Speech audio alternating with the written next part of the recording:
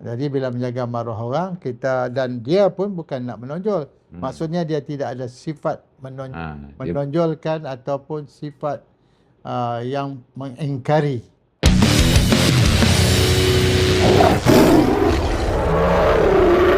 Kalau zaman tu Datuk Seri, 50-an, 60-an ni, kalau orang tak puasa macam mana?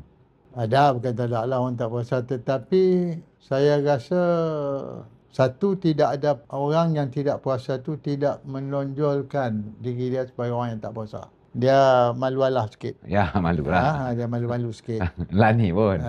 Tapi nak kata tak ada, memang ada lah. Tetapi tidaklah menjadi sesuatu sebenarnya pelanggaran yang tindakan dia drastik, tidak. Tak adalah masuk kereta mayat.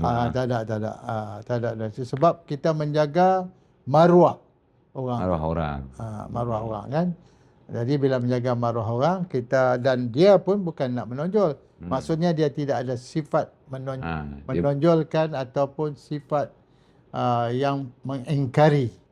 Dia tak ada sifat tu. Tidaklah makan cara terbuka semua kan. Ya. Memang kalau saya bisa misalnya di Bukit Mentajam, saya bisa duduk di Bukit Mentajam ya, itu kampung di seberang. Bulan puasa memang ada kadang-kadang di belakang kedai itu orang-orang yang kerja di bawah panah yang terik, labor buruh. Kadang-kadang dia pergilah makan situ, yang ataupun dia pergi hospital main ambil ubat.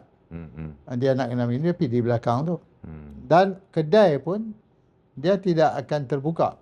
Dia akan lindungi orang-orang tu dengan kain dan segala macam. Tapi tidak pula orang ada khusus satu pasukan nak pergi khusus ambush untuk nak pergi serbu di belakang tabir. Ya, dia kira yang tu memadai untuk menjaga kehormatan agama orang Islam. Jadi benda-benda tu tak timbul pada waktu tu. Ya, kalau ada keterlaluan, terlalu sikit lah, maksudnya dia makan tengah jalan, kalau tak tahulah tu kan. Tapi saya mungkin tak pernah dengar.